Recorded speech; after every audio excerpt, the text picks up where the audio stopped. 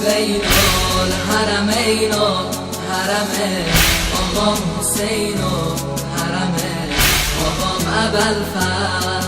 بین الحرمین و حرم آقام حسین و حرم آقام ابوالفضل.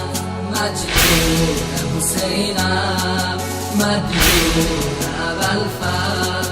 مجنون حسینم مدیون ابوالفضل. مشتی پا بگیره لا حول ولا قوة إلا بالله العلي العظيم. أعوذ بالله من الشيطان الرجيم. بسم الله الرحمن الرحيم. الحمد لله الذي هدانا لهذا وما كنا لنهتدي لولا أن هدانا الله. لقد جاءت رسل ربنا بالحق ثم الصلاة والسلام على سيد الأنبياء والمرسلين خاتم النبيين حبيب إله العالمين سيدنا ومولانا بالقاسم محمد.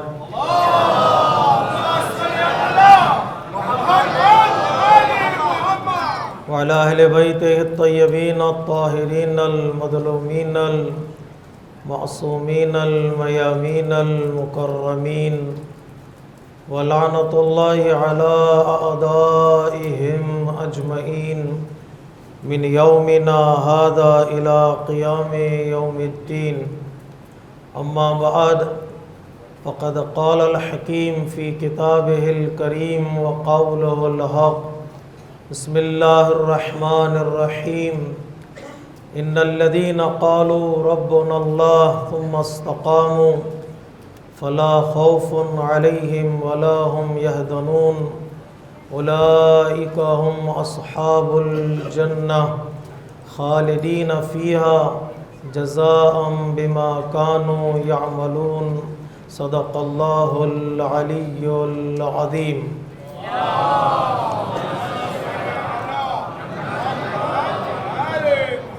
عزاداران امام مظلوم، جس موضوع کے تحت ہماری ان مجالس عزا کا سفر جاری ہے وہ موضوع ہے قرآن مجید میں جنت کی چابیاں، کہ ہم مختلف صورتوں میں اور مختلف آیتوں میں ان چابیوں کو تلاش کر رہے ہیں جن کے حاصل کرنے کے بعد پروردگار عالم ہمیں جنت عطا کرتا ہے۔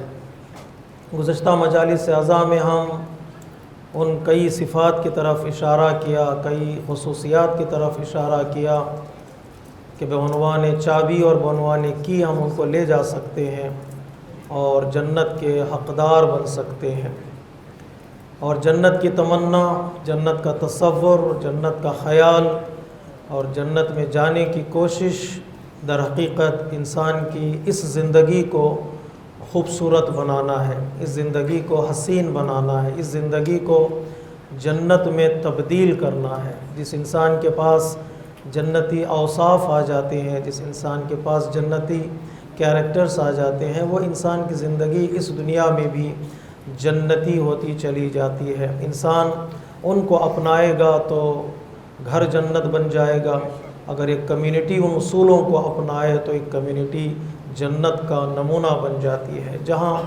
اطمینان پایا جائے گا، جہاں پر سکون پایا جائے گا تو انسان کی زندگی آسان ہوگی اور اطمینان بخش ہوگی۔ کوشش کریں کہ ہم ان صفات کے سائے میں اپنی زندگی کو گزاریں اور کوشش کریں کہ صرف صفات یاد نہ رہیں بلکہ صفات کو حاصل کرنے کی تلاش کریں۔ کبھی کبھار ہم یہ سوچ کر پریشان ہو جاتے ہیں یا ہماری خواہشات بڑھ جاتی ہیں، تمنائیں بڑھ جاتی ہیں کہ جنت میں کیا ملتا ہے، تو انسان کی آرزوئیں یہی ہیں، انسان کی تمنائیں یہی ہیں کہ وہ انلیمیٹڈ خواہشات رکھتا ہے لیکن لمیٹڈ دنیا میں ہے۔ خواہشات انلیمیٹڈ ہیں، دنیا لمیٹڈ ہے، اس کی خواہشات پوری نہیں ہوتی، اس کی تمنائیں پوری نہیں ہوتی۔ تو انسان پریشان ہو جاتا ہے۔ اللہ تبارک و تعالیٰ نے کہا گھبراؤ نہیں، پریشان ہونے کی ضرورت نہیں ہے۔ اگر تمہارے اندر خواہش ہے، تمہارے اندر تمنا ہے، تو ہم تمہاری تمناؤں کو پورا کرتے ہیں، تمہاری خواہشات کو پورا کرتے ہیں۔ جیسے انسان کو مرنا نہیں ہے، انسان کو ہمیشہ ہمیشہ زندہ رہنا ہے، یہ خواہش ہے انسان کی۔ موت سے گھبراتا ہے، بیماریوں سے ڈرتا ہے، پریشانیوں سے گھبراتا ہے۔ تندرست رہے، سالم رہے، زندہ رہے۔ کون ہے جو موت کو گلے لگائے؟ کون ہے جو موت کے لیے تیار ہو جائے؟ اگر جماعت والے یہ اعلان کریں کہ مجلس کے بعد محفل عباس کے سامنے آب حیات بٹے گا، ایسا شربت بٹے گا جو پیے گا وہ ہمیشہ زندہ رہے گا، تو دیکھیے گا نوجوانوں سے زیادہ وہاں پر بزرگوں کی لائن لگتی ہوئی نظر آئے گی۔ خوب یہ بزرگوں کی لائن کیوں لگ رہی ہے؟ کیوں وہاں پر بزرگ کھڑے ہوئے ہیں جنہوں نے اپنی زندگی گزار لی ہے؟ انسان کو زندہ رہنا ہے، کوئی انسان مرنا نہیں چاہتا، اس کے دل میں یہ خواہش ہے کہ وہ مرے نہیں، ہمیشہ زندہ رہے، تندرست رہے، سالم رہے اور کوئی پریشانی نہ ہو۔ تو پروردگار عالم انسان کی اس تمنا کو، اس خواہش کو آخرت میں پورا کرتا ہے۔ جب تو انسان کے اندر یہ خواہش ہے تو اسے پورا ہی ہونا ہے۔ انسان کے دل میں تمنا ہے تو وہ پوری ہونی ہے تمنا۔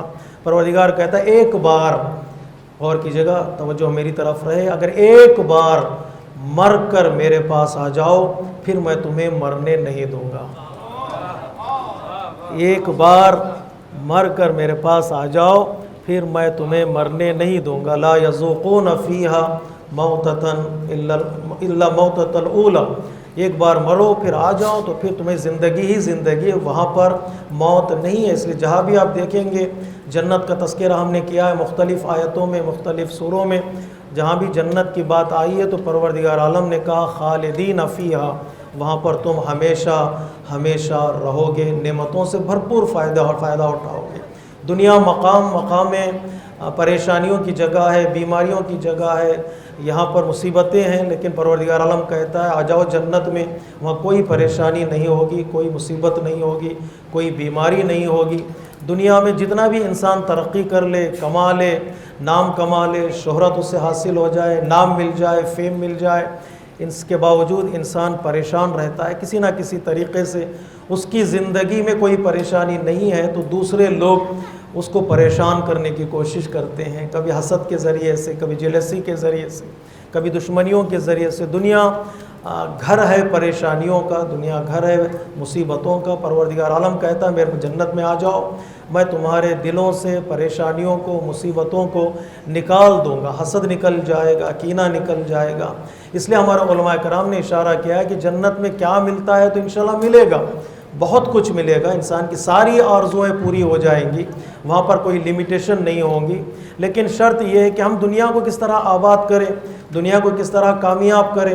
علماء کرام اشارہ کرتے ہیں قرآن مجید کی آیتوں کے سائے میں، کوشش یہ کرو کہ جو چیز جنت میں نہیں ہے اس کو اپنی زندگی سے نکال دو، تمہاری زندگی جنت میں بدل جائے گی۔ جو چیزیں جنت میں نہیں ہیں ان کو اپنی زندگی سے نکال دو۔ تو انسان سوال کرے جنت میں کیا نہیں ہے؟ اگر جنت میں نہیں کی بات آئے گی تو پھر جنت کا فائدہ کیا ہے؟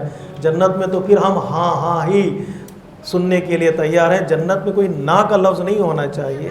تو پروردگار عالم قرآن مجید میں کہتا ہے نہیں، کچھ چیزیں ہیں جو جنت میں نہیں ہیں، اسی لیے جنت ہے، اسی لیے اس کو جنت کہتے ہیں کہ کچھ چیزیں جنت میں نہیں ہیں۔ اور کون سی چیزیں ہیں جو جنت میں نہیں ہیں؟ پروردگار عالم قرآن مجید میں 4 چیزوں کی طرف اشارہ کرتا ہے مجموعی طور پر۔ ایک، جنت میں جھوٹ نہیں ہے، جنت میں حسد نہیں ہے، جنت میں بےہودگی نہیں ہے، جنت میں کینہ اور دشمنی نہیں ہے۔ ان 4 چیزوں کو اپنی زندگی سے ہٹا دو، تمہاری دنیا ہی جنت بن جائے گی۔ صلوات پڑھی محمد و آل محمد پر۔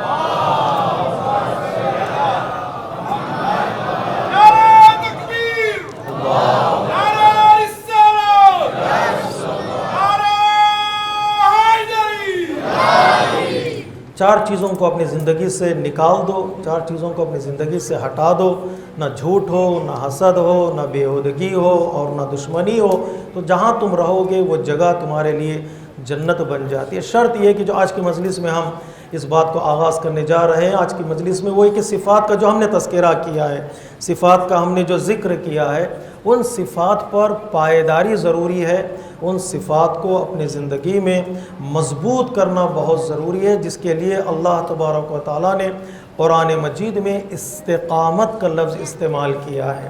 استقامت یعنی مستقل مزاجی، استقامت یعنی انسان کا کسی راہ میں، کسی عقیدے میں، کسی عمل میں ڈٹ جانا اور صبر و تحمل کے ساتھ ڈٹے رہنا۔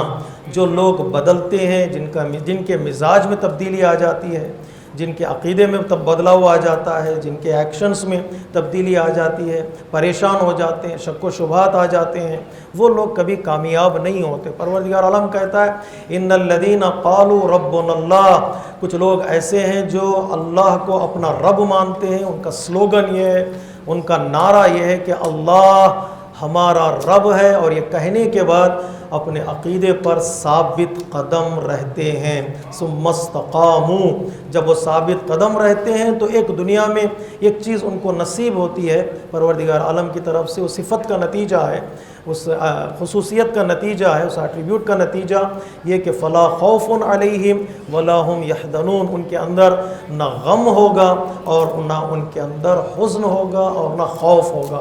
وہ غم اور خوف و حزن سے نجات حاصل کریں گے، اور آخرت میں پروردگار عالم کہتا ہے ہم ان کو جنت عطا کریں گے، ہم ان کو اصحاب جنت میں سے قرار دیں گے، ان کے اعمال کے نتیجے میں، ان کے ایکشنز کے نتیجے میں، اور ان کے ڈیڈز اور ان کے ایٹریبیوٹس کے نتیجے میں۔ یہ پروردگار عالم کا وعدہ ہے، اور پروردگار عالم اپنا وعدہ پورا کر رہے گا۔ اب بات یہ ہے کہ یہاں سے ہم شروع کریں گے، چونکہ شب عاشور بھی ہے، ہمیں نتیجے تک پہنچنا ہے، وہ یہ کہ استقامت کیا چیز ہے، استقامت کی نشانیاں کیا ہیں، کن راستوں کو طے کرنے کے بعد انسان استقامت تک پہنچتا ہے، ثبات قدم تک پہنچتا ہے، وہ اسٹیڈ فاسٹنس تک پہنچتا ہے، اس کے اندر تبدیلی نہیں آتی، اس کے اندر شک و شبہات داخل نہیں ہوتے۔ یہ اس مقام تک پہنچنا انسان کے لیے بہت ضروری ہے۔ پہلا مرحلہ میرے عزیزو، 2-3 مرحلے ہم طے کریں گے انشاءاللہ، اس کے بعد ہم اپنے آپ کو اللہ کے حوالے کریں گے۔ تیاری ہماری طرف سے ہونی چاہیے، کوشش ہماری طرف سے ہونا چاہیے، اس کے بعد نتیجہ اور انجام اور عاقبت اللہ کے ہاتھ میں۔ ایٹ دا اینڈ ہم اپنے آپ کو آج کی شب اللہ کے حوالے کریں گے۔ جو سب سے پہلا مرحلہ ہے استقامت کے لیے، وہ یہ کہ انسان صحیح راستے کا انتخاب کرے، صحیح راستے کو سلیکٹ کرے۔ صحیح راستہ یعنی صحیح عقیدہ، صحیح راستہ، صحیح ایمان اور حق کا راستے کا انتخاب کرے۔ یہاں انتخاب ہی انسان کی زندگی میں بہت بڑا مرحلہ ہے۔ کتنے لوگ آتے ہیں اپنی زندگی میں، انتخاب کی جہاں بات آتی ہے وہاں لوگ جو ہے وہ ناکام ہوتے ہوئے نظر آتے ہیں۔ جب سلیکشن کی بات آتی ہے وہاں انسان جو ہے وہ پیچھے ہٹتا ہوا نظر آتا ہے، یا وہ ہار جاتا ہے یا غلط فیصلہ کر بیٹھتا ہے، جس کے نتیجے میں اسے صحیح انتخاب میں کامیابی حاصل نہیں ہوتی۔ غلط راستے پر استقامت کا تصور ہی نہیں ہے۔ اگر بات آپ تک پہنچ رہی ہے، ان بچوں کو بھی تھوڑا خاموش کرانے کے لیے بلند ترین آواز میں صلوات پڑھی محمد و آل محمد۔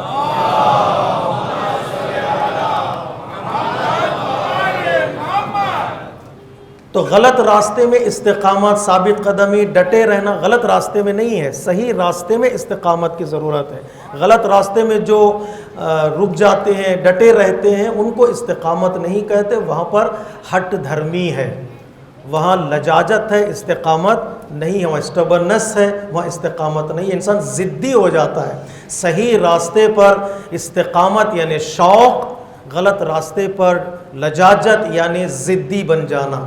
انسان کی ضد ہے، انسان اس راستے سے ہٹنا نہیں چاہتا، اس کی اجازت اسلام میں نہیں ہے۔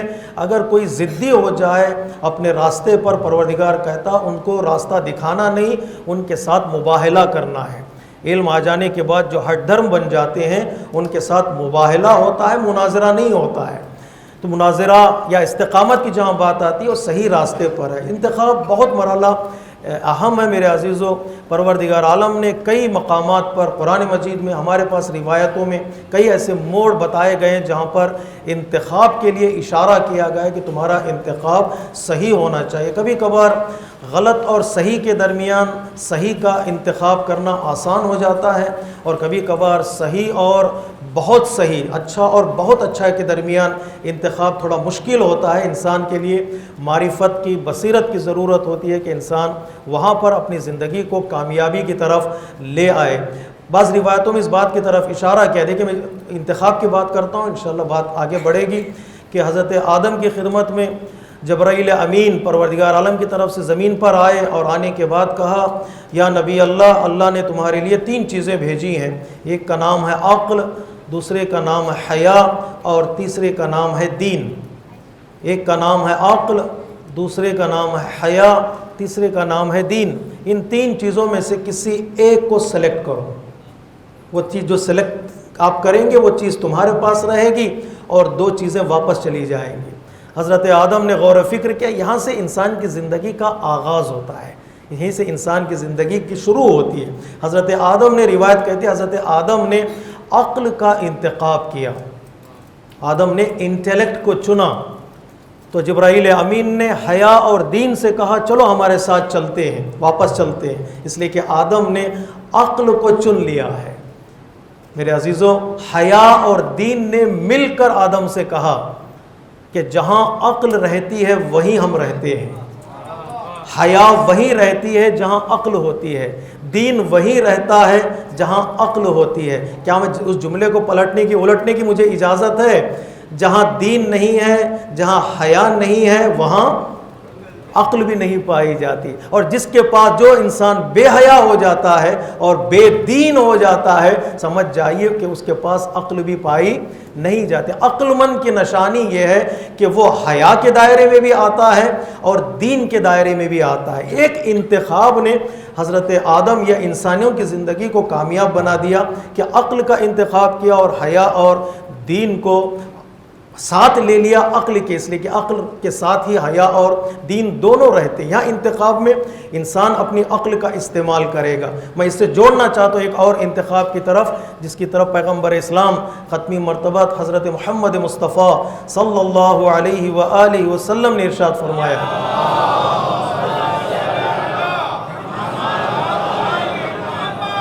آپ نے حضرت عمار سے خطاب کرتے ہوئے ارشاد فرمایا، اے عمار، میرے بعد اگر ساری امت ایک طرف چلی جائے، اگر علی ایک طرف ہوں تو تمہیں چاہیے کہ تم علی کا ساتھ نہ چھوڑو، اس لیے کہ امت ہے، کثرت ہے، میجارٹی ان کی طرف ہے، میجارٹی ایک طرف ہو اور علی اکیلا ایک طرف ہو تو تم علی کے راستے کا انتخاب کرنا، اس لیے کہ دوسروں کی طرف نجات کی کوئی ضمانت نہیں ہے، اگر علی کے پاس آؤ گے تو گمراہی کا امکان ہی نہیں ہے۔ صلوات پڑھیے محمد و آل محمد پر۔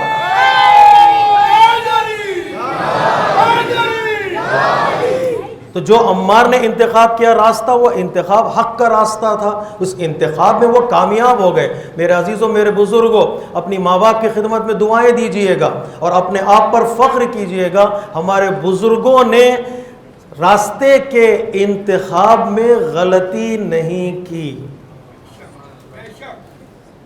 مشکل ہے گفتگو۔ ہمارے بزرگوں نے راستے کے انتخاب میں غلطی نہیں کی۔ مکتب تشیع کی خصوصیات میں سے ایک خصوصیت یہ ہے کہ مکتب تشیع نے غدیر کا انتخاب کیا۔ ہمیشہ انسان 2 راہی پر کھڑا ہوتا ہے، دنیا اس کو 2 راستے دکھاتی ہے، کس راستے کا انتخاب کریں۔ مکتب تشیع کی خصوصیت یہ ہے کہ ہم نے رہبر کو غدیر سے لیا، ہم نے امام کو غدیر سے لیا، کبھی ہم نے رہبر کے انتخاب میں غلطی نہیں کی، اور ایسا رہبر انتخاب کیا جو معصوم ہے، جو انفیلیبل ہے، اس کے ہاتھوں پر ہم نے بیعت کی ہے۔ کبھی بھی جو دو راستے آتے ہیں وہاں پر انتخاب میں غلطی نہیں ہونی چاہیے۔ الحمدللہ ہم نے غدیر کا انتخاب کیا، کربلا کے راستے پر چلے، ظہور تک پہنچنے والے ہیں۔ تو جو راستے انتخاب کیا حضرت عمار نے، اسی راستے کو ہم نے انتخاب کیا، غدیر کا راستہ۔ ایک طرف حق کا راستہ، ایک طرف باطل کا راستہ ہوتا ہے۔ ہمیشہ دو راستوں پر انسان کھڑا ہوتا ہے۔ کامیاب وہ ہے انسان جو اپنی زندگی میں حق کے راستے کو انتخاب کرے۔ انتخاب مشکل مرحلہ ہے، کوشش کرے انسان بصیرت کے ساتھ، انسان علم کے ساتھ اس راستے کا انتخاب کرے۔ اب جو دوسرا مرحلہ آتا ہے وہ انتخاب کے بعد کا مرحلہ ہے۔ وہ استقامت کے معنی میں علماء کرام نے بتایا ہے، انشاءاللہ جو موجود علماء کرام ہیں میری اصلاح فرمائیں گے۔ استقامت کا جو دوسرا عنوان ہے انتخاب کے بعد آتا ہے وہ ہے انتخاب کے بعد اس راستے کے ساتھ وفاداری، اس راستے پر ڈٹے رہنا، اس راستے پر جم جانا، جس کا لفظ میں نے جان بوجھ کر وفا کا لفظ استعمال کیا ہے۔ شب عاشور شب امتحان وفا ہے۔ شب عاشور تاریخ کا جو بڑا خوبصورت امتحان، خوبصورت جو ٹیسٹ لیا گیا ہے اصحاب سے، انصار سے، وہ وفا کا امتحان ہے۔ ایسا امتحان کہیں تاریخ میں نظر نہیں آتا۔ راستے کا انتخاب اور اس کے بعد وفاداری اس راستے کے ساتھ۔ ہم نے دعا کی پروردگار اہدنا الصراط المستقیم، میں راستے استقامت کے ساتھ، مضبوطی کے ساتھ اس راستے پر ثابت قدم رکھ۔ اب جو مرحلہ آتا ہے وفاداری کا، تھوڑی دیر ہم وفاداری پہ گفتگو کریں گے، اس کے بعد ربط دوں گا میں شب عاشور سے۔ وفاداری یعنی کیا؟ کن چیزوں کے ساتھ وفاداری؟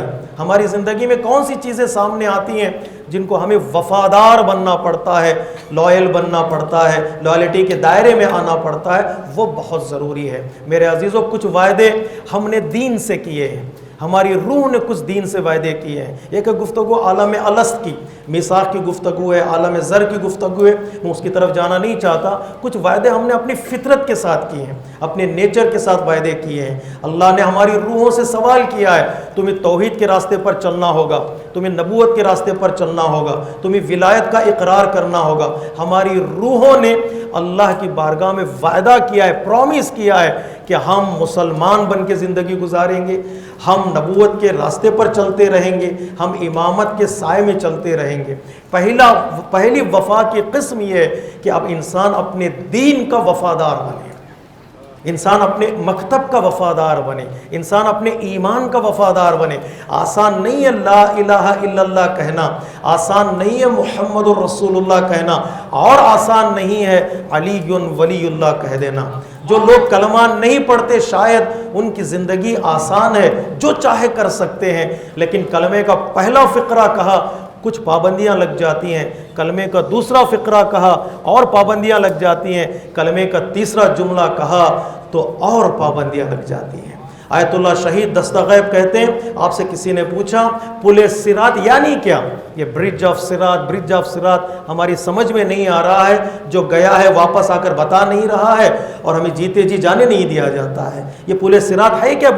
برج آف صراط کیا ہے؟ آیت اللہ دستغیب شہید نے کہا رحمت اللہ علیہ، بڑا خوبصورت جملہ کہا، علی کی ولایت پر مضبوطی کے ساتھ چلتے رہنے کا نام صراط مستقیم ہے۔ راہ علی پہ چلنے کا نام صراط مستقیم ہے۔ آسان نہیں ہے، یہ بال سے زیادہ باریک راستہ ہے، یہ بال سے زیادہ باریک راستہ ہے، آسان نہیں ہے۔ عثمان بن حنیف ایک دعوت میں پہنچ گئے تھے تو مولا کائنات کی پیشانی پر بل آ گئے، اے عثمان میں نے سنا ہے تم نے ایسی دعوت میں شرکت کی ہے جس دعوت میں غریب نہیں بلائے گئے تھے، جس دعوت میں فقیروں کو دھتکارا گیا تھا، جس دعوت میں صرف ان لوگوں کو بلایا گیا تھا جن لوگوں نے غریبوں کی طرف توجہ نہیں کی۔ تم پہنچ گئے وہاں پر علی کا نمائندہ بن کر، علی کا ولی بن کر، حاکم بن کر تم پہنچ گئے وہاں پر، تمہیں نہیں جانا چاہیے تھا۔ اس لیے کہ لوگ اب تمہیں اکیلا نہیں دیکھتے، پوری توجہ چاہتا ہوں میرے عزیزوں، لوگ اب تمہیں اکیلا نہیں دیکھتے، لوگ تمہیں علی کے ساتھ جوڑ کر دیکھتے ہیں، لوگ تمہیں علی کے ساتھ جوڑ کر دیکھتے ہیں۔ ہمارے لیے سب سے بڑا افتخار کیا ہے؟ ہمارے لیے سب سے بڑا فخر کیا ہے کہ دنیا ہمیں علی کا شیعہ کہتی ہے۔ اس سے بڑا ٹائٹل دنیا میں کسی اور کا نہیں ہے، اس سے بڑا خطاب دنیا میں نہیں ہے۔ اس سے بڑا کئی خطاب آپ کو ملے گا بھی نہیں. دنیا ہمیں کیا کہتی ہے؟ علی کا شیعہ. کیا یہ کم ہے کیا؟ اور علی جب کسی کے دل میں آ جاتے، میں ہمیشہ یہ جملہ کہتا ہوں، علی جس کے دل میں آ جاتے ہیں میرے عزیزوں، صرف علی اکیلے نہیں آتے، سارے کمالات لے کر آتے ہیں، ساری خصوصیتیں لے کر آتے ہیں. وہ جس دل میں آ گئے تو اس دل کامیاب ہو جاتا ہے. وہ دل کا مشکل ہوتی ہے ذمہ داری، وفاداری اس نام کے ساتھ، وفاداری اس فکر کے ساتھ، وفاداری اس سوچ کے ساتھ کہ جب ہم نے کہا اشہد ان علی ولی اللہ تو ہماری ذمہ داری اور بڑھ جاتی ہے. اس کلمے کے اس فقرے کے ساتھ انسان کو وفادار ہونا پڑتا ہے. میں زیادہ آپ کو پریشان نہیں کروں گا، ایک روایت بیان کروں اور آگے بڑھ جاؤں. چھٹے امام نے شقرانی کو دیکھا، اس نے گناہ کیا تھا. شقرانی کی طرف دیکھ کر چھٹے امام نے فرمایا گناہ تو سب سے گناہ ہوتا ہے شقرانی، گناہ تو گناہ ہوتا ہے، لیکن اگر ہمارا چاہنے والا گناہ کرے تو عذاب 2 برابر ہو جاتا ہے. اس لیے کہ لوگ اب تمہیں اکیلا نہیں دیکھتے، لوگ تمہیں مجھ سے جوڑ کر دیکھتے ہیں، مجھ سے ملا کر دیکھ. چھٹے امام کا شیعہ ہے جس نے گناہ کیا. ہماری آبرو بچانا، ہماری عزت بچانا تمہارا کام ہے. امام کے دین کے ساتھ وفاداری کا مطلب یہ ہے کہ انسان جو پڑھ رہا ہے، جو ایمان رکھ رہا ہے، اس کی عزت اور اس کی آبرو کا خیال کرے اور وفاداری نبھانے کی کوشش کرے. ایک وعدہ کیا ہے تو اس کو پورا کرے، ایک پرومس کیا ہے تو اللہ کی بارگاہ میں اسے پورا کرے. پروردگار تجھے ایک مانوں گا، تیرے انبیاء کو مانوں گا، تیری کتابوں پر ایمان رکھوں گا، تیرے ولی کو مانوں گا، تیرے بھیجے ہوئے اماموں کو مانوں گا، تیرے منتخب اماموں کے ہاتھوں پر بیعت کروں گا، آخری امام کے ظہور کا انتظار کروں گا. یہ وہ وعدہ، یہ وہ پرومس ہے جو انسان اللہ کی بارگاہ میں کرتا ہے. اس کے ساتھ وفاداری ہونی پڑتی ہے. کربلا جو وجود میں آئی ہے، اسی وفاداری کا دوسرا نام ہے کربلا. اسی وفاداری کا دوسرا نام ہے کربلا. جیسے کسی شاعر نے کہا تھا جب وقت عصر آیا تو امام حسین علیہ السلام نے بارگاہ پروردگار عالم میں کہا پروردگار جو میں نے بچپن میں وعدہ کیا تھا میں نے وہ وعدہ پورا کر دیا. آسان نہیں ہے جملہ کہنا. پروردگار جو میں نے وعدہ کیا تھا وہ وقت عصر شاہ نے کہا پروردگار میں نے جو وعدہ کیا تھا وہ وعدہ پورا کر دیا. اب ایک وعدہ میں اور کرتا ہوں، یہ کہ تیری عذاب میری عذاب کو تو باقی رکھ. میں نے وعدہ پورا کر دیا، تو ایک وعدہ پورا کر دے کہ میری عزاداری اور میرا نام اور میرا ذکر تو باقی رکھنے والا، تو ذمہ داری لے لے. اور اس کے بعد امام حسین علیہ السلام، شاعر کا تصور ہے، اس کے بعد امام حسین علیہ السلام نے کہا پروردگار میں یہ پھر وعدہ کرتا ہوں. وہ وعدہ یہ ہے کہ میرے نام کے فرش عذاب بچھے گی اور دین کا پیغام اس فرش سے دنیا تک پہنچے گا.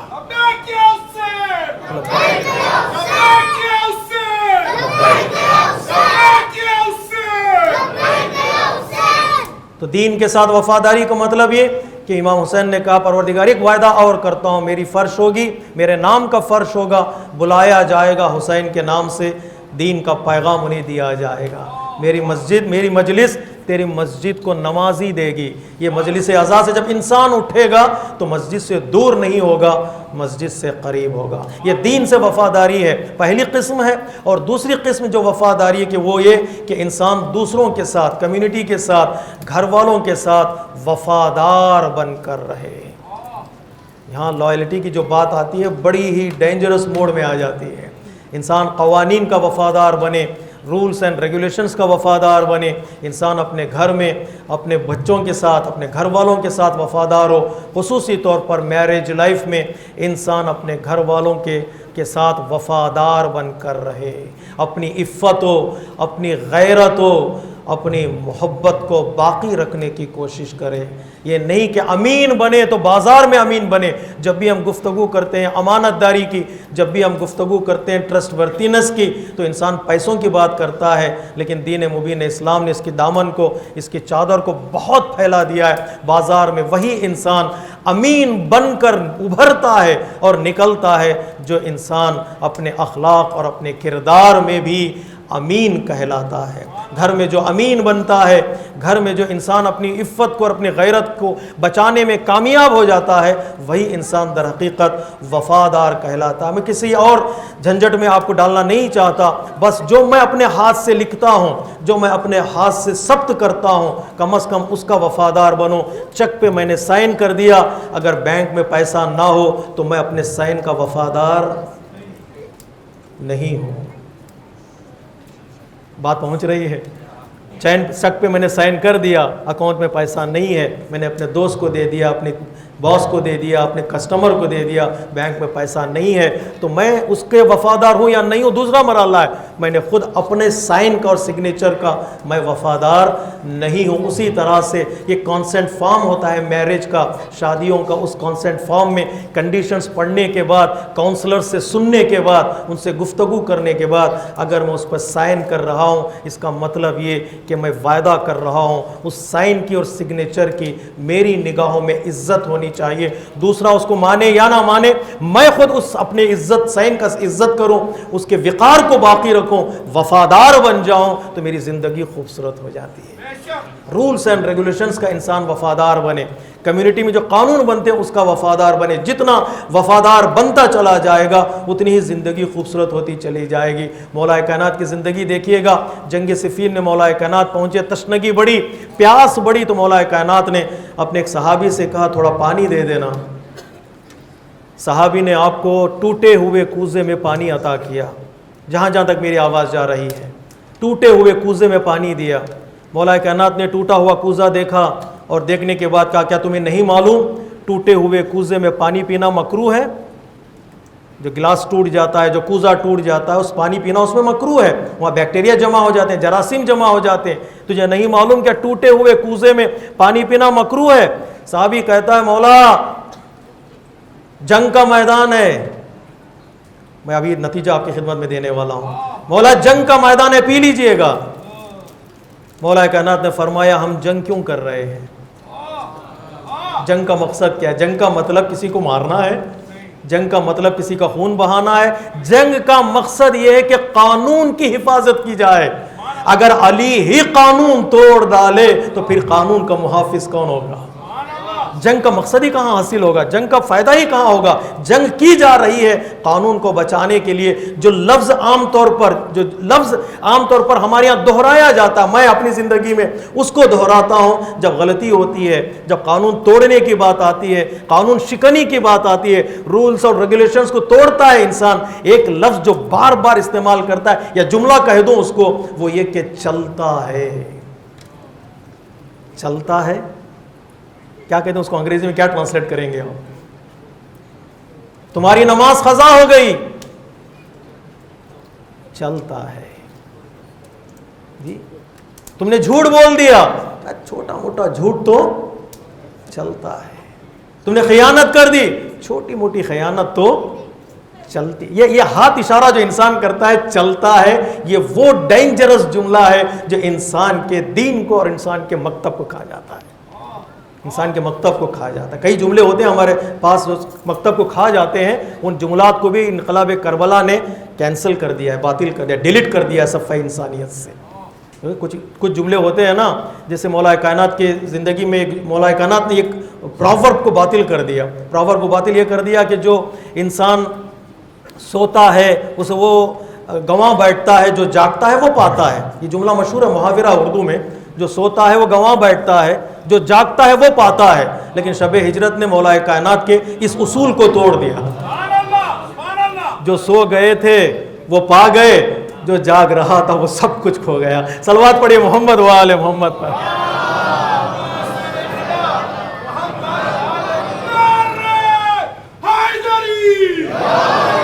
इस उसूल को बदल दिया ना। मौला कायनात ने कहा नहीं, सोने वाला हमेशा गंवाने वाला नहीं है, सोने वाला कभी कभार इतना अच्छी चीज़ें पा लेता है कि वो जागने वाला भी नहीं पाता है। छाओ नंगी तलवारों के साए में मौला कायनात सो गए, लेकिन बज़्म रिसालत के साथ रहने के बाद भी किसी को इत्मीनान नहीं आया है। तो इस मुहावरे को बदल दिया मौला कायनात ने, जो प्रॉवर्ब को बदल दिया। उसके बाद इमाम हुसैन ने भी करबला के मैदान में एक मुहावरे को बदल दिया। लोग कहते थे पहले घर को चराग फिर मस्जिद को चराग, पहले हम सेफ रहें उसके बाद दूसरों का देखा जाएगा। इमाम हुसैन अलैहिस्सलाम ने इस प्रॉवर्ब को बदल दिया, इस मुहावरे को बदल दिया। पहले घर को चराग फिर मस्जिद को चराग नहीं, पहले दीन है फिर घर है। दीन बच जाए तो खुद हम बच जाएंगे, अगर दीन नहीं बचेगा हम भी नहीं बचेंगे। दीन नहीं बचेगा तो हम भी नहीं बचेंगे। दीन के साए में हमारी ज़िंदगी है, हमारे साए में दीन नहीं है।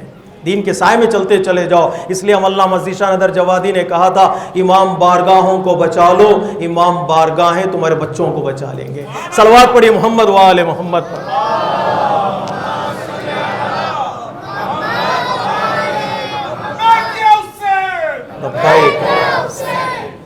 سب مل کے صلوات پڑھیے محمد و آل محمد.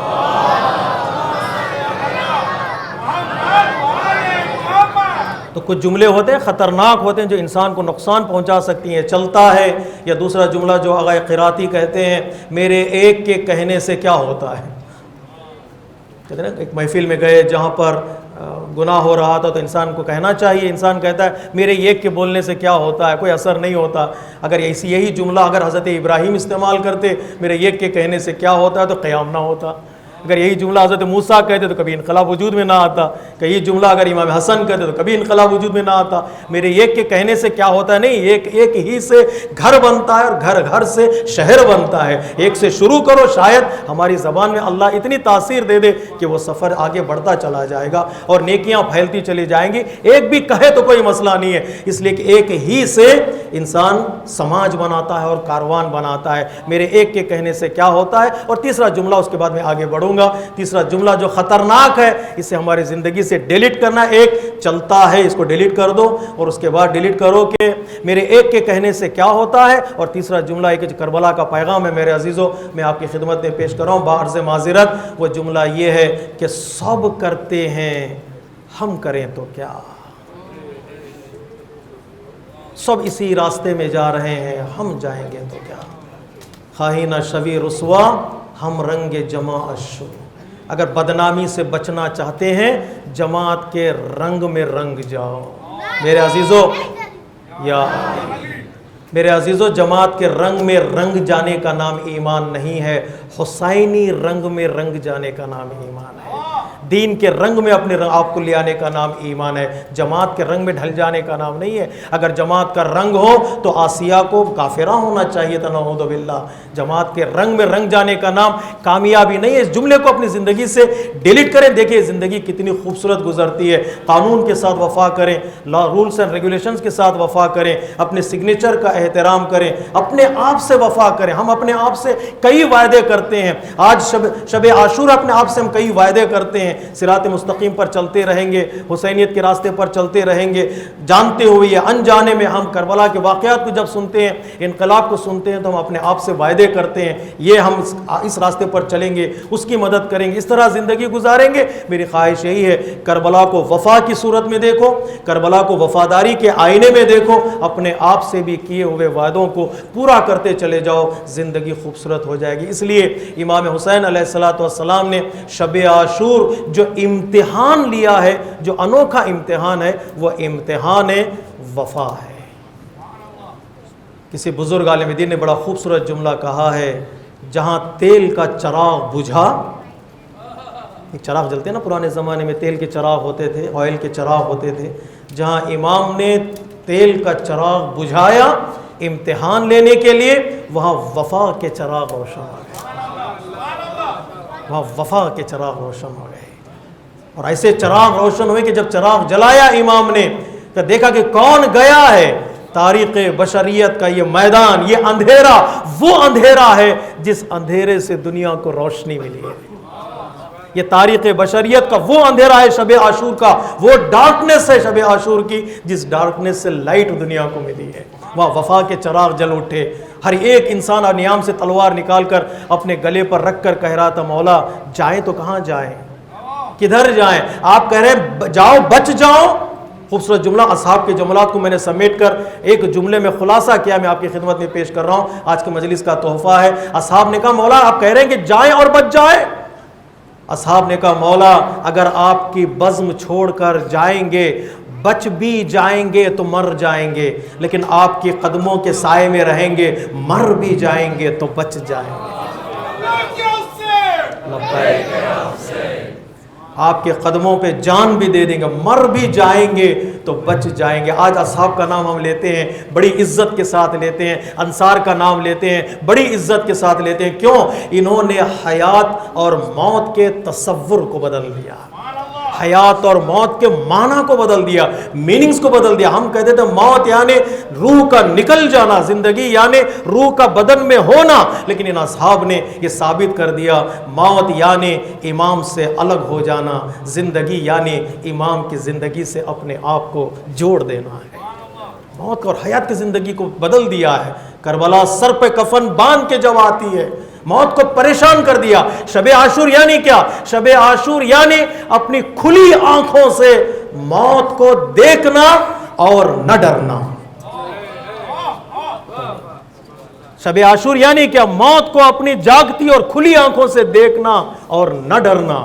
یقین تھا کل مر جائیں گے، یقین تھا کہ کل مر جائیں۔ 30,000 40,000 50,000 کا لشکر ایک طرف اور 72 پیاسے بھوکے ایک طرف، اس میں بوڑھے ہیں، اس میں بچے ہیں۔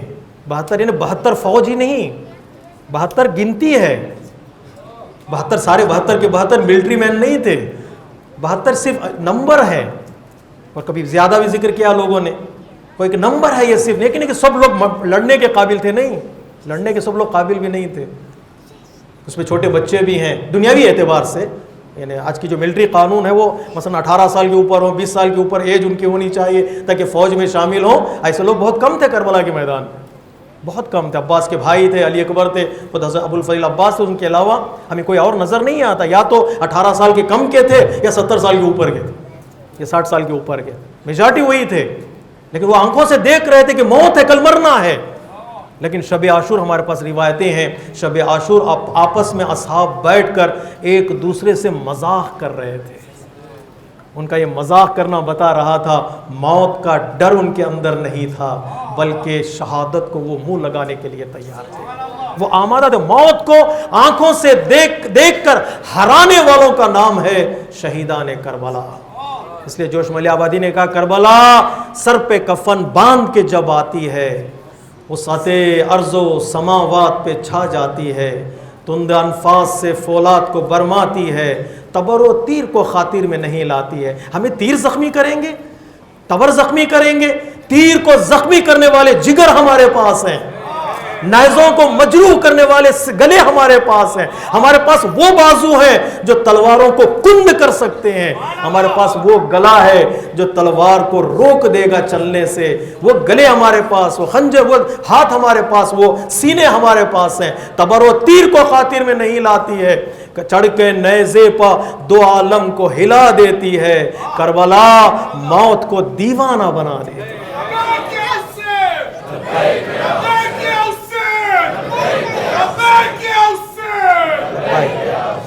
کربلا موت کو دیوانہ بنا دیتی ہے۔ کس چیز کا امتحان لیا امام نے؟ وفا کا امتحان، اور اس امتحان میں کامیاب ہونے والے کون ہیں؟ گنے چنے لوگ دشت کربلا میں بعنوان اصحاب امام حسین علیہ السلام۔ ہم آج ان کو سلام کرتے ہیں، ان کی خدمتوں کو یاد کرتے ہیں، کبھی ناصر کہتے ہیں۔ ابھی اگرچہ میں نصرت کے لفظ میں تشریح میں جاؤں تو بڑا وقت لگے گا مجھے، لیکن صرف خلاصے کے طور پر کہہ دوں، میں اپنی زبان میں کہہ دوں، محب سے بڑا مقام ہے شیعہ کا، اور شیعہ سے بڑا مقام ہے ناصر کا۔ اس مقام تک پہنچنے کے لیے انسان کو قربانیاں دینی پڑتی ہیں، سیکریفائس کرنے پڑتے ہیں۔ ایک اور رشتہ بنایا امام نے نہج البلاغہ میں، مولا کائنات نے، محب سے بڑا مقام شیعہ، شیعہ سے بڑا مقام ناصر، ناصر سے بڑا مقام ہے امام کا رشتہ دار ہو جانا۔ یعنی کوئی ہے آپ کی نظر میں جسے امام نے اپنا رشتہ دار کہا ہو؟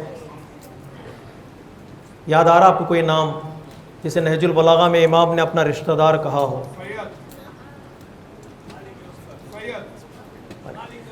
امام نے کہا مالک اشتر کی شہادت کے بعد مالک اشتر میرے لیے ویسے ہی ہے جیسے میں رسول کے لیے تھا۔ مالک اشتر کو امام نے کہا میرا بھائی ہے، مالک اشتر کو امام نے کہا میرا برادر ہے۔ اس مقام تک پہنچنا ہے انسان کو کہ امام کہیں کہ یہ میرا رشتہ دار ہے۔ تو اس وفا کے امتحان میں کامیاب ہو گئے اصحاب امام حسین علیہ السلام، اور جب کامیاب ہو گئے تو امام حسین علیہ السلام نے فخر کیا ان اصحاب کو دیکھ کر، کہا انی لا اعلم، میں جانتا نہیں ہوں کہ مجھے جو اصحاب ملے، مجھے جو ناصر ملے، مجھے جو مددگار ملے، ان سے باوفا اصحاب کسی اور کو ملے ہوئے ہوں۔ کسی اور کو ملے ہوں، میرے نانا کو نہیں ملا ایسے اصحاب، میرے بابا کو نہیں ملے، نہ میرے بھائی کو ملے جیسے اصحاب مجھے ملے ہیں۔ اس لیے بعض علماء گفتگو کرتے ہیں کربلا کے بعد پھر کربلا وجود میں کیوں نہیں آئی؟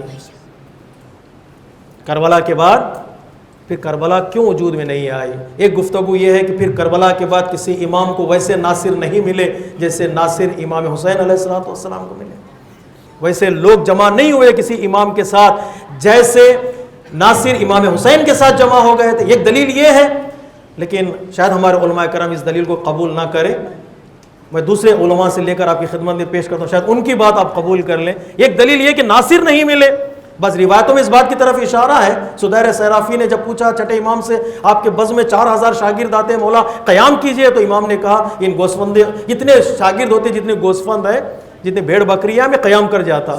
سدیر صرافی کہتے ہیں گننے لگا تو دیکھا کہ 17 تھے، یعنی امام 17 لوگوں کو ڈھونڈ رہے تھے، جو چھٹے امام 17 لوگوں کو ڈھونڈ رہے تھے، وہیں پر امام حسین نے 72 کو جمع کر لیا۔ انقلاب کربلا میں 72 جمع ہو گئے تھے، انصار نہیں تھے، اس لیے قیام نہیں کیا۔ میرے عزیزوں، میرے بزرگوں، آج کے مجلس کا تحفہ ہے یہ، کیوں دوسرے کربلا کے بعد پھر کربلا وجود میں نہیں آئی؟ اس لیے نہیں آئی کہ کربلا وہ کمپلیٹ اور پرفیکٹ ریولیوشن تھا جس کے بعد پھر کسی ریولیوشن کی ضرورت ہی نہیں پڑی کہ وہ وجود میں آ سکے۔ ایک ایسا انقلاب تھا، کمپلیٹ اور پرفیکٹ انقلاب تھا، ہر اعتبار سے، میسیجز کے اعتبار سے، عبرتوں کے اعتبار سے، کمالات کے اعتبار سے، خصوصیت کے اعتبار سے، اصحاب کے اعتبار سے، لیڈر کے اعتبار سے، عبادتوں کے اعتبار سے، موقع کے اعتبار سے، سچویشن کے اعتبار سے، شہروں کے اعتبار سے، وقت کے اعتبار سے، ایسا کمپلیٹ اور پرفیکٹ ریولیوشن تھا۔ اس کے بعد اماموں نے محسوس ہی نہیں کیا کہ پھر ایک اور کربلا کی ضرورت ہے۔ پھر کیا کیا بعد میں آنے والے اماموں نے؟ ہر امام بن گیا مبلغ کربلا، ہر امام بن گیا ذاکر کربلا۔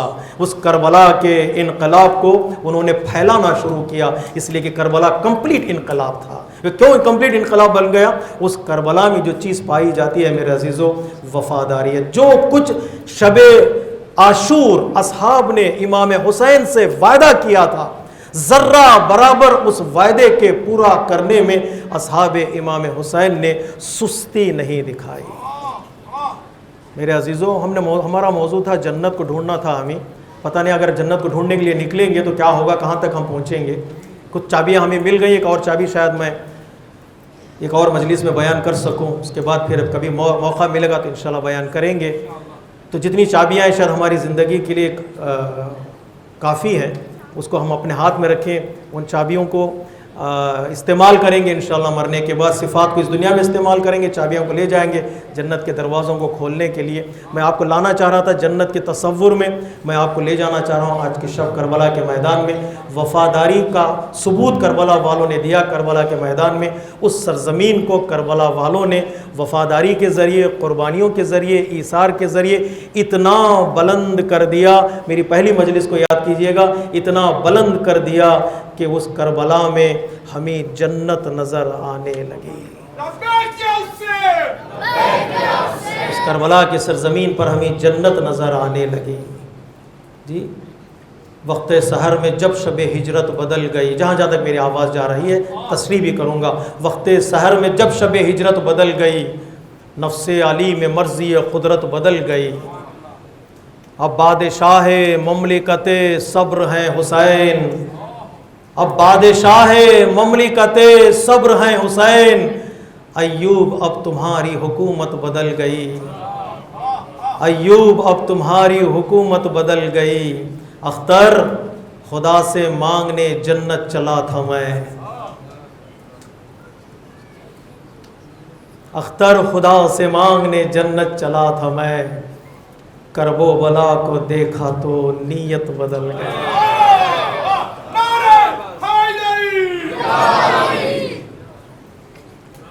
کرب و بلا کو دیکھا تو اس سے بڑی خوبصورت جنت کیا ہے؟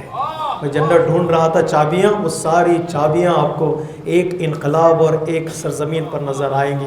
وہاں ایمان بھی ہے، وہاں صدق بھی ہے، وہاں صبر بھی ہے، وہاں سبقت بھی ہے، وہاں احسان بھی ہے، وہاں ہجرت بھی ہے، وہاں تجارت بھی ہے، وہاں استقامت بھی ہے۔ صفات افراد کی صورت میں نظر آئیں گے۔ حبیب کو دیکھو ایمان نظر آئے گا، حر کو دیکھو ہجرت نظر آئے گی، مسلم کو دیکھو احسان نظر آئے گا، حسین کو دیکھو صبر نظر آئے گا، عباس کو دیکھو سچائی نظر آئے گی۔ صفات افراد کی صورت میں نظر آئیں گے۔ اس لیے کسی بزرگ عالم دین نے کہا، کون کہتا ہے کہ حسین کا لشکر مائنارٹی میں تھا، یزید کا لشکر میجارٹی میں تھا؟ افراد کے اعتبار سے وہ میجارٹی میں ہو سکتا ہے، لیکن صفات کے اعتبار سے حسین کا لشکر اتنا بڑا تھا کہ اس کے مقابل میں یزید کا لشکر نظر ہی نہیں آ رہا۔ صرف ہمیشہ لوگوں کا لشکر نہیں ہوتا، کبھی صفات کا بھی لشکر ہوتا ہے۔ ایک آدمی کبھی کبھار ایک لشکر بن جاتا ہے۔ جتنی صفات حبیب میں تھیں، اس صفات کا مقابلہ پورا یزید کا لشکر مل کر بھی نہیں کر سکتا۔ پورا یزید کا لشکر مل کر نہیں کرے، ایک صفت کا مقابلہ نہیں۔ حسین کا لشکر ہی نظر آیا، ان کے مقابل میں یزید کا لشکر تھا ہی نہیں، اس لیے کہ یہاں مکمل صفات تھی، وہاں کوئی صفت نظر نہیں آئی۔ وہ اتنا میدان بابرکت میدان تھا، جو شب عاشور امام نے وعدہ لیا، صاحب نے وعدہ کیا تھا، وہ پورا نظر آیا۔ ہر ایک صحابی نے پورا کیا، اس میں اپنے وعدوں کو پورا کیا، تبھی جا کر یہ انقلاب بلندی پر نظر آیا، یا تبھی جا کر یہ انقلاب کامیابی کے ان منزلوں پر نظر آیا کہ اس کے مقابل میں کوئی انقلاب ہمیں نظر نہیں آتا ہے۔ یہ انقلاب کربلا میرے عزیزو، دنیا میں آنے والے اپنے بزرگوں کے القاب سنے ہوں گے، بزرگوں کی جملات سنے ہوں گے، سٹیٹمنٹس آپ نے سنا ہوگا، کسی لیڈر نے یہ جملہ کربلا کے بارے میں کہا، کسی اس لیڈر نے یہ جملہ کربلا کے بارے میں کہا۔ تو میں ہمیشہ یہی جملہ کہتا ہوں، کربلا کے بعد جتنے بھی انقلاب وجود میں آئے، ہر انقلاب کی بسم اللہ بن گیا انقلاب کربلا۔ ہر انقلاب کی بسم اللہ بن گیا انقلاب کربلا۔ لوگوں کے اندر جوش، لوگوں کے اندر حرارت، لوگوں کے اندر جذبہ، لوگوں کے اندر ایموشنز پیدا کرنا، لوگوں کے تصورات کو صحیح بنانا، لوگوں کے افکار کو یکجا کرنے کا کام انقلاب کربلا نے کیا ہے۔ آج آپ نے دیکھا جلوس میں لوگ شریک تھے، ایک امنڈتا ہوا سیاہ احرام پہنے ہوئے عاشقان حسینی کا سمندر، لوگ گھر سے باہر نکل کر آئے، لبیک یا حسین کہتے ہوئے آ گئے۔ بہت اچھا لگا، بہت اچھا لگا۔ اللہ آپ کو اسی عزائے امام حسین علیہ السلام کے سائے میں محفوظ رکھے۔ ہمارے چیئرمین صاحب کہہ رہے تھے، کل کسی نے امام بارگاہ کے پروگرامز کو دیکھنے کے بعد دارالسلام کے کسی نے میسیج بھیجا، ایسا لگ رہا ہے کہ دارالسلام میں ایک چھوٹی کربلا آ گئی ہے۔ میرے عزیزوں، میں دیکھ رہا تھا آن لائن مجالسوں کو، علماء کرام کی خطابات کو سنتا ہوں تاکہ کچھ مجھے کاپی کرنے کے لیے چیزیں مل جائیں، تو میں دیکھ رہا تھا تو دنیا میں اللہ اکبر، یہ بھی ایک نعمت ہے۔ پتہ نہیں نام لوں کہ نہیں لوں، اچھا ہے کہ نام نہ لوں، بس لوگ کہتے ہیں نام ان کا کیوں لیا، ہمارا نام کیوں نہیں لیا، ایک مشکل پھنس جاتا ہے۔ تو کسی نے بڑا خوبصورت جملہ کہا تھا، جو ہم لوگ کرونا سے بچ گئے، ہم لوگ مصیبتوں سے بچ گئے، بیماری سے بچ گئے، یہ قسمت نہیں، اس کو قسمت نہ سمجھو، اس کو اللہ کی رحمت سمجھو۔ قسمت سمجھو گے تو بھول جاؤ گے، رحمت سمجھو گے تو ایک سجدہ ضرور کرو گے۔ شکریہ، بہت بڑا انتظام والنٹیئرز کا، محنت کرنے والوں کا، جماعت کے ممبروں کا، جنہوں نے مسلسل 8 دن 10 دن 9 دن محنت کی ہے، ان سب کا میں کیا شکریہ ادا کروں۔ حسین کی دکھیاری ماں کہتی ہے، پروردگار ان کے بچوں کو سلامت رکھ۔ نہ مال کی دعا ہوگی، نہ حکومت کی دعا ہوگی، نہ جائیداد کی دعا ہوگی، بلکہ دعا ہوگی تو بچوں کے لیے دعا ہوگی۔ کہیے بی بی بچوں کی کیوں دعا کر رہی ہیں آپ؟ تو مصائب کا جملہ ہے، آ گیا زبان پر تو کہہ دوں، بی بی اس لیے کہیں گے، بی بی بس بچوں کی اس لیے دعا کر رہی ہوں کہ تمہیں نہیں معلوم میرے بچوں کو دشت کربلا میں ظالموں نے ذبح کر دیا، میرے بچوں کو ذبح کر دیا۔ یوں ہی عزاداری کے سائے میں اپنے سفر کو جاری رکھیے گا، یوں ہی عزاداری کے سائے میں اپنی زندگی کو آگے بڑھائیے، اپنے بچوں کو سمجھائیے کہ عزاداری کیا ہے، اہل بیت نے ہمیں کیا دیا ہے، اس محبت کا فائدہ کیا ہے۔ سب سے بڑا فائدہ ہے کہ انسان کی سوچ، انسان کی عقل، انسان کا دل وہ اپنی جگہ پر ہوتا ہے، اپنی جگہ پر ہوتا ہے۔ اس دل کو اہل بیت کے محبت کے حوالے کیجئے، اس دل کو حسین کی محبت کے حوالے کیجئے، اس دل کو فرش عزا کے حوالے کیجئے گا۔ جو آج کل آئے ہیں، آج آ رہے ہیں مومنین اور کل آنے والے ہیں، اور دور دراز سے علاقے سے آتے ہیں، 1 دن کے لیے آتے ہیں، 2 دن کے لیے آتے ہیں، اور آتے ہیں یہاں سے تبرکات لے کر جاتے ہیں، یہاں سے معنویت لے کر جاتے ہیں۔ میں آپ لوگوں کو، ان لوگوں کو ملا کر ایک میسیج دینا چاہتا ہوں، وہ یہ کہ اپنا کنیکشن، اپنا رابطہ اہل بیت علیہ الصلاۃ والسلام سے یہاں سے جانے کے بعد بھی باقی رکھیے گا۔ کم از کم ہفتے میں 1 دن کہیں مجلس ہو یا نہ ہو، اپنے گھر کے ڈائننگ ٹیبل کو مجلس میں بدل ڈالیے۔ 1 سلام اور 2 مرثیے کے بند اور 1 یا حسین کہہ لیجئے گا۔ دیکھیے کہ گھروں میں کتنی برکتیں نازل ہوتی ہیں۔ جہاں حسین کا ذکر ہوتا ہے وہاں فرشتے آتے ہیں، جہاں حسین کا ذکر ہوتا ہے وہاں ملائک آتے ہیں، وہاں برکتیں نازل ہوتی ہیں۔ اپنے گھر کو، ڈائننگ ٹیبل کو، جہاں پر آپ بیٹھے ہیں وہاں پر ایک سیاہ چادر بچھا دیجئے، کہہ دیجئے گا یا حسین یا حسین۔ جتنا کنیکشن باقی رہے گا اتنا ہی رابطہ باقی رہے گا، آنا جانا لگا رہے گا تو محبت بھی بڑھتی چلی جائے گی۔ جس طرح ہم رشتہ داروں میں کہتے ہیں اگر آنا جانا نہ ہو تو رشتے ٹوٹ جاتے ہیں، اہل بیت سے بھی اپنے رشتے کو باقی رکھنے کے لیے ہمارے ایمان کی، عزا کی بیٹری کو، دین کی بیٹری کو چارج کرنا پڑتا ہے، اور چارج کرنے کے لیے ہفتے میں 1 دن ہم یا حسین کہیں، یا زہرا کہیں، یا علی کہیں، یا حسن کہیں، یا عباس کہیں۔ انشاءاللہ یہ نصیحت نہیں ہے، ایک طالب علم کا ایک تجربہ بھی ہے، آپ کی خدمت میں پیش کر رہا ہوں۔ انشاءاللہ اس کو آپ لے کر جائیے، اس کے بعد دیکھیے گا آپ کی زندگی کتنی خوبصورت گزرتی ہے۔ اس لیے کہ دشت کربلا میں وہ مصیبتیں اہل بیت علیہ الصلوۃ والسلام پر آئیں، اہل بیت نے صبر کے ساتھ ان مصیبتوں کو برداشت کیا، تو پروردگار عالم نے ان کے لیے کچھ تحفے دیے ہیں، کچھ عنایتیں کی ہیں۔ اگر ہم اس عنایتوں کے قریب ہو جائیں، اس کی کچھ چھینٹیں ہماری زندگی میں بھی آ سکتی ہیں۔ شب عاشور امام نے ایک عظیم پروگرام بنایا تھا۔ کہتے ہیں کربلا ایک ایکسیڈنٹ یا انسیڈنٹ نہیں ہے، ایک بنا بنایا پورا پلان تھا امام حسین علیہ السلام کا، ایک ڈیوائن پلان تھا۔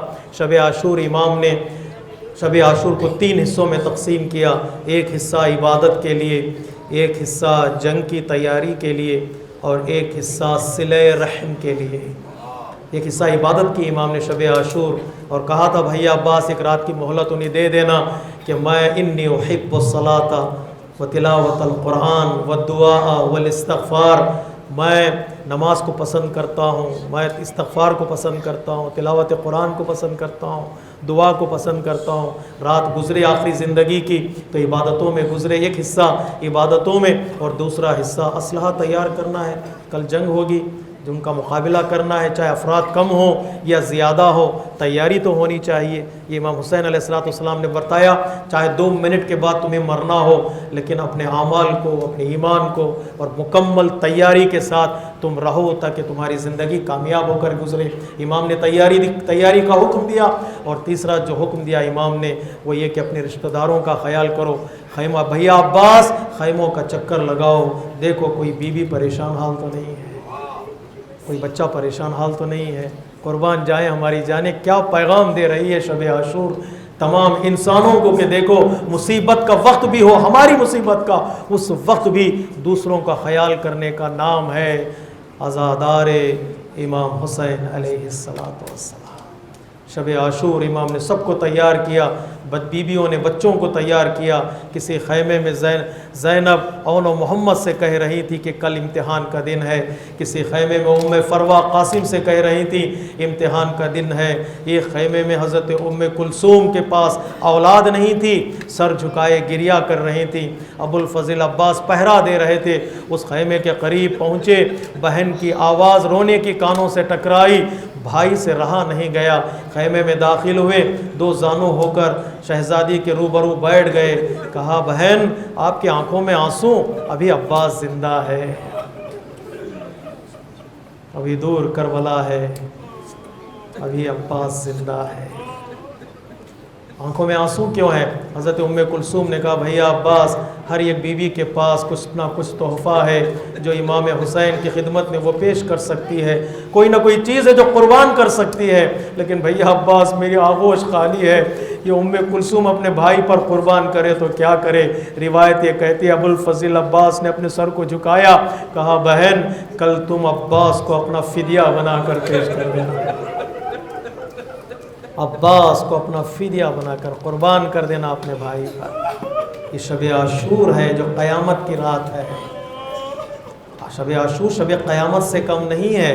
بیویوں نے بچوں کو تیار کیا شہادت کے لیے، بچوں کو تیار کیا قربانی کے لیے، بچوں کو تیار کیا اپنی جانوں کو حسین پر قربان کرنے کے لیے. یہ سوچ کر تیار کیا ہمارا بچہ قربان ہو جائے حسین بچ جائے، ہمارا بچہ قربان ہو جائے حسین بچ جائے، ہمارا بھائی قربان ہو جائے حسین بچ جائے. جب سب شہید ہو گئے، حسین نے عصر عاشور کے موقع پر یہ آواز بلند کی، حل من ناصر ینصرنا، ہے کوئی جو ہماری مدد کرے، حل من مغیث یغیثنا، ہے کوئی ہماری ہیلپ کرنے والا، ہماری سپورٹ کرنے والا. یہ آواز گونج رہی تھی. روایتوں میں ہے کہ آسمانوں تک یہ آواز پہنچی، یہ روایتوں میں کہ یہ آواز مدینے تک پہنچی. امام کی آواز گونج رہی تھی، کوئی جواب دینے والا حسین کے دائیں اور بائیں موجود نہیں تھا. عباس شہید ہو چکے تھے، قاسم شہید ہو چکے تھے.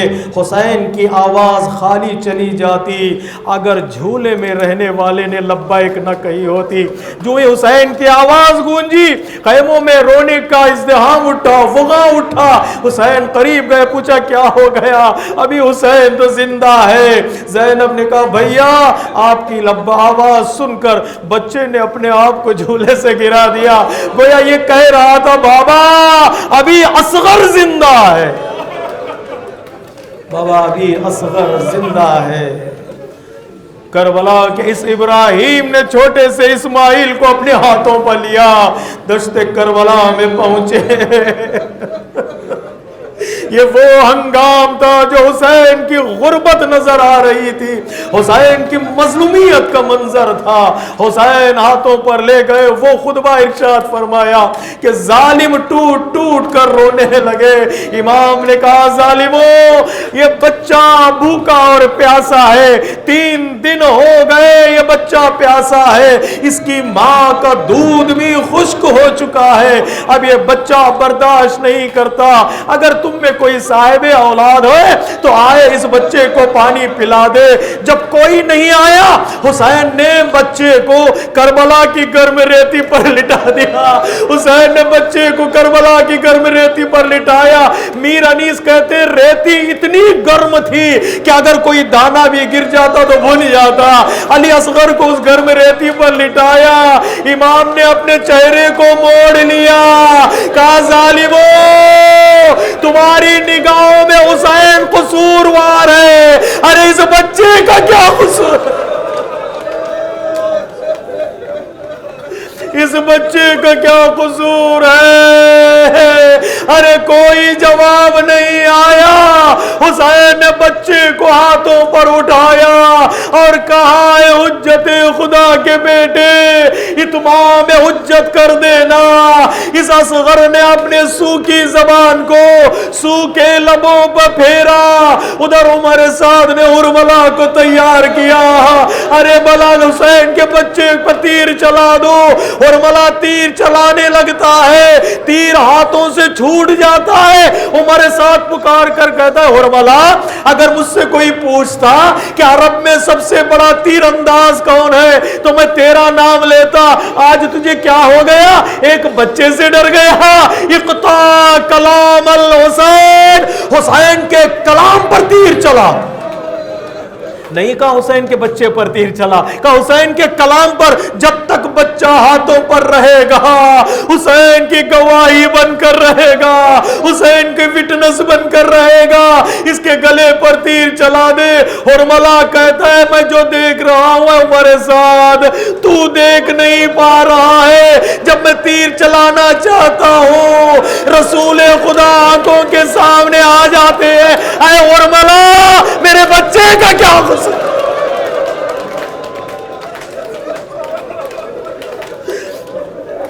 اور بلا میرے اصغر کا کیا قصور ہے؟ یہ 3 دن کا بھوکا اور پیاسا ہے. ظالم نے تیرے سے شعبہ زہر میں بجھا ہوا تیر چلایا. تیر بڑا تھا، اصغر کا گلا چھوٹا. گلا کاٹتے ہوئے تیر امام کے بازوؤں میں پیوست ہو گیا. خون گلے سے گرنے لگا. امام نے اصغر کے خون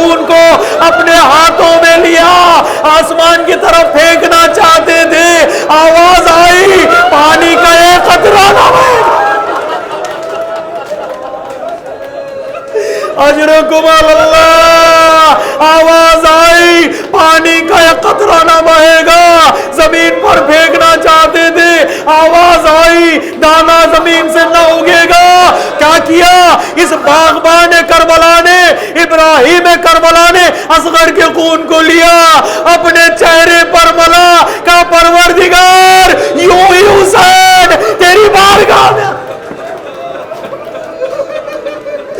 اصغر کا خون حسین کے چہرے پر، حسین نے اصغر کو لیا، خیمے کے قریب پہنچے، کل روز عاشور ہے، عاشور کا احترام کرنا، عاشور کے دن غم زدہ رہنا، اپنے چہرے پر غم رہے، اپنے لباس سے غم ظاہر ہو، اپنے باتوں میں غم ظاہر ہو، کھانے پینے میں بھی غم ہو، اپنے آپ کو پرہیز کرو، فاقے میں رہو، کربلا کے منظر کو نگاہوں کے سامنے رکھو، کوئی ایسا کام نہ کرو جس کی وجہ سے غم میں کمی آ جائے، اس لیے کہ وہ دن ہے جو اہل بیت پر قیامت کا دن گزرا ہے، اہل بیت کی مصیبت کا دن ہے۔ اعمال بجا لاؤ اور اپنے آنکھوں میں آنسو ہو اور شریک ہونے کی کوشش کرو۔ زیارت عاشور میں ایک عمل ہے جو ہم کرتے ہیں، وہ یہ کہ 7 مرتبہ آگے جاتے ہیں، 7 مرتبہ پیچھے آتے ہیں اور یہ کہتے ہیں انا للہ و انا الیہ راجعون۔ بتائیے کس کا عمل ہے؟ یہ حسین کا عمل ہے۔ بچے کو لے کر خیمے کے قریب پہنچے، باپ تھے، بچے کی مصیبت کو برداشت کر لیا، لیکن امام سوچتے رہے ماں دیکھے گی تو کیا، ماں دیکھے گی تو کیا ہوگا، آگے بڑھتے رہے، انا للہ، پھر امام پیچھے آ گئے، انا للہ، ارے اللہ کا نام لے کر خیمے میں داخل ہوئے۔ سب سے پہلے دوڑ کر آنے والی بی بی سکینہ دوڑ کر آئی، ایک سوال کیا، سوال یہ ہے کہ بابا اصغر کو پانی مل گیا؟